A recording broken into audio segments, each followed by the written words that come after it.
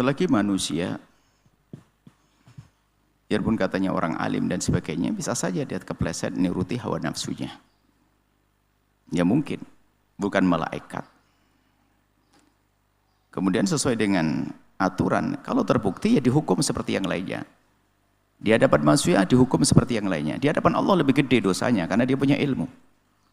Di hadapan manusia ya wajar diperlakukan sebagai manusia biasa untuk mendapat hukuman sesuai dengan kesalahan-kesalahan orang alim ya. Nggak ada pengistimewaan. Nah, hanya cara membuktikannya ini kan ada ilmunya juga. Apalagi na'udzubillah kalau dosanya dosa gede. Misalnya dosa gede. Laki-laki dengan laki-laki sampai masukkan ke lubang belakang itu Masya Allah dosa besar.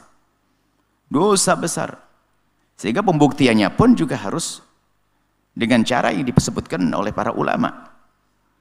Nah, sehingga kalau hukumannya pun lihat dalam, kalau orang melakukan laki-laki dengan laki-laki sampai masuk ke naudzubillah wilayah, ke wilayah belakang itu naudzubillah, itu namanya liwat, itu hukumannya lihat. Menurut misalnya dalam madhab kita Imam Syafi'i dan juga madhabnya Imam Ahmad bin Hanbal dan juga muridnya Imam Abu Hanifah, Abu Yusuf, Abu Muhammad. Jadi kebanyakan mengatakan seperti zina. Kalau dia pernah punya istri, setelah terbukti dengan cara yang benar ya, dirajam sampai mati. Kalau belum punya istri, dicambuk 100 kali. Ini adalah dosa besar. Kalau madhab Malik lebih serem lagi. Lebih gede daripada pelanggaran dengan urusan zina. Karena fitrahnya yang rusak ini lebih gede dari itu semuanya. Sehingga dalam madhab Imam Malik itu harus dihukum bunuh, harus mati. Baik dia sudah punya istri atau tidak punya istri. Dirajam sampai mati. Ini kan hukum ya, adapun penerapannya ini babnya beda. Ini bicara tentang hukum ya. Lalu bagaimana kita menerapkannya? Ada madhab Abu Hanifah ya. Abu Hanifah agak lebih ringan, tapi tetap paling tidak ambil Hanifah dihukum kalau tidak tobat sampai mati. Dihukum di penjara sampai mati. Ditakzir, namanya takzir. Kemudian di situ ada bagaimana menetapkan pelanggaran dan sebagainya, apakah cukup dengan pengakuan orang dan sebagainya. Dan ini akan dilibatkan ahlinya sampai kepada pasti. Kalau dalam pembahasan hukum masalah zina dan liwat ini kan ada masalah 4 saksi yang melihat kejadiannya atau pengakuan dari orang tersebut. Ya karena orang alim, kita tidak boleh langsung uzunton juga, bisa saja tidak benar, bisa saja benar. Apalagi kalau alim, biarpun benar melakukan, jangan-jangan dia alim, orang alim fasik misalnya. Alim fasik bisa saja dia mengerti, nggak usah mengaku. Nah ini kan bahaya lagi. Mufti syaitan kan bisa saja. Jadi karena semakin alim dia, bisa saja dia menutupi itu semuanya, bisa jadi. Kan dia mengerti, tidak boleh saya mengaku, tidak boleh saya ngomong dan sebagainya. Makanya di sini perlu dilibatkan banyak tim untuk bisa sampai kepada pembuktian yang nyata. Kalau dalam petunjuk fikih kita adalah ada 2 dengan saksi 4. Kalau madhab Abu Hanifah kan takzir, tidak usah pakai saksi 4, cukup 2 orang saja. Saksi yang melihat kejadiannya dan seterusnya. Ini memang adalah hal-hal yang besar, jangan dianggap sepele. Kemudian pembuktiannya ini yang harus betul-betul hati-hati. Jangan sampai nanti ada, kalau benar ya sudah lah, kalau benar dengan pembuktian yang benar ya hukum, nggak ada pandang siapapun dia. Kalau tidak dicermati cara ini, bisa saja nanti suatu ketika ada lagi fitnah-fitnah yang dihembuskan. Setiap orang bisa saja difitnah, pejabat bisa difitnah, ada 4 orang ngaku dibegitukan lalu dipermasalahkan. Ada orang mengaku dengan kebohongan, bisa saja. Jadi memang betul harus hati-hati saat ini, harus melibatkan banyak tim untuk bisa menyelesaikan masalah ini. Apalagi seorang tokoh misalnya ya, supaya tidak kemana-mana tokoh. Tokoh itu kan contoh yang baik.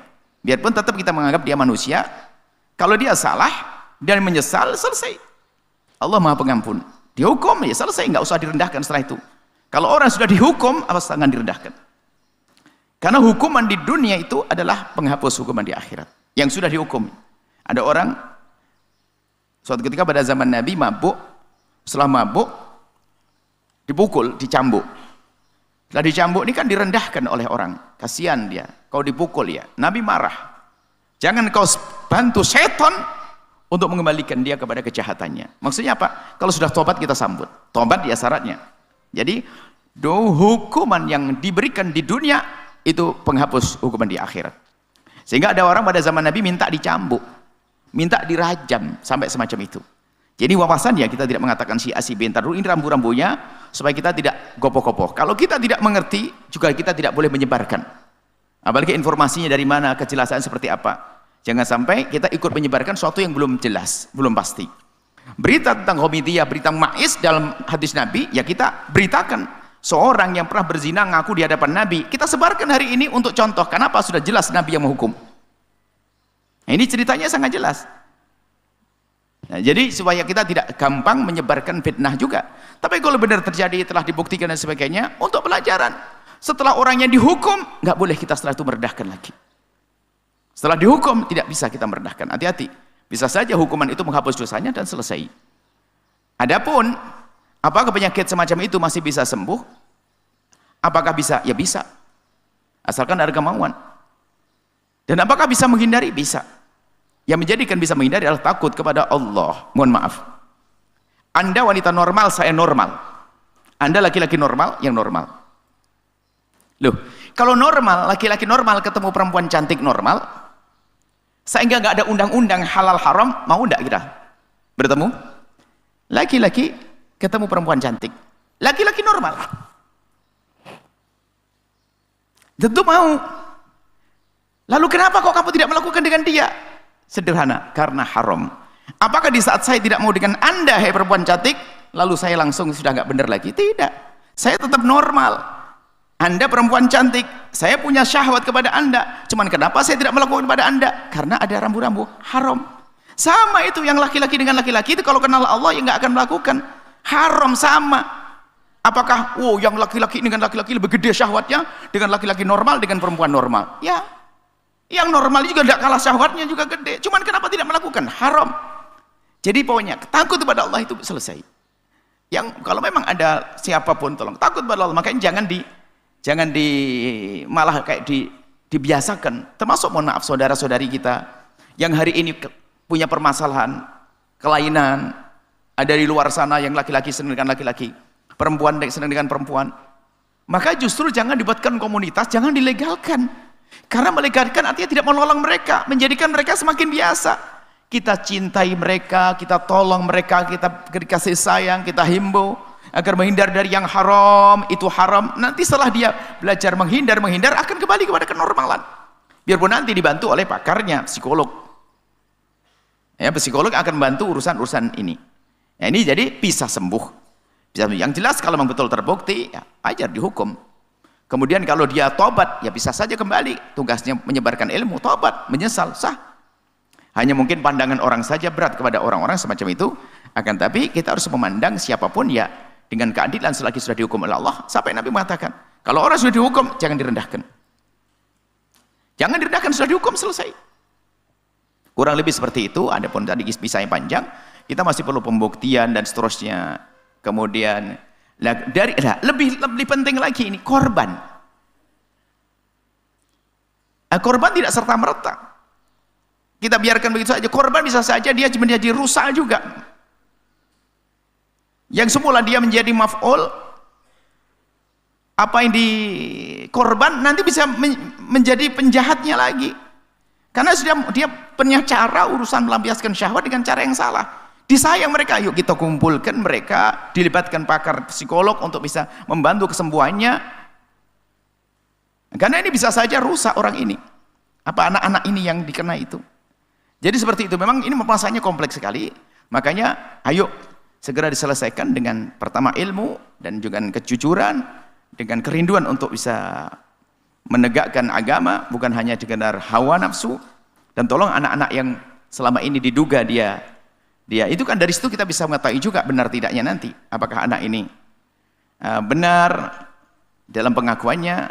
Biasanya kalau anak kena semacam itu antara dua, mentalnya sudah menjadi trauma dan macam-macam, atau mohon maaf dia menikmati sudah nggak peduli lagi karena sudah tahu ini adalah satu cara yang bagi dia adalah unik. Makanya mengajarinya dosanya di atas dosa. Baik, lalu apa yang setelah ini kita perlu hadirkan? Kita sendiri. Takutlah kepada Allah, urusan keharaman jangan menteng. Itu semuanya dari ngentengin. Kalau seandainya benar terjadi, itu biasanya ngentengin. Ustadz, karena bukan ustadz cabul dengan laki-laki, ada cabul dengan perempuan kan ada.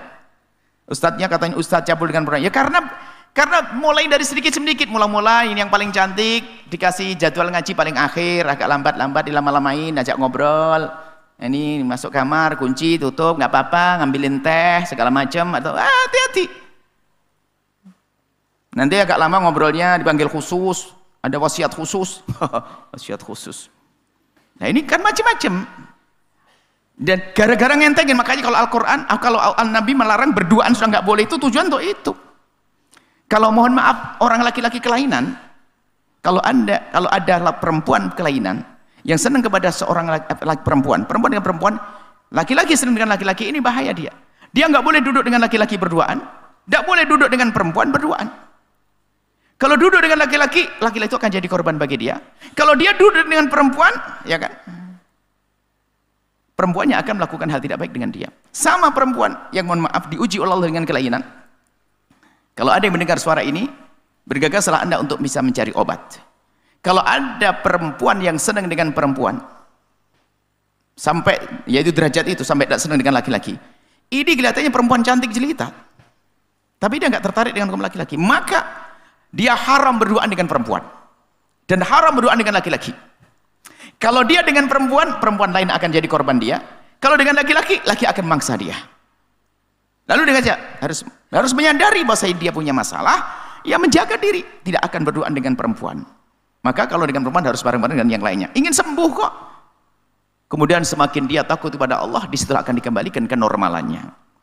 Dan kemudian tidak perlu kita main caci, akan tapi kalau ketemu orang semacam itu, karena dia sudah terlanjur masalah mentalnya yang nggak benar, kita tolong dengan baik, dengan penuh kasih sayang. Itu penuh dengan kelembutan. Pertama dari kesadaran dirinya bahwasanya itu haram, itu dosa, dan aku harus menjauhkan diri dari hal tersebut akan mudah.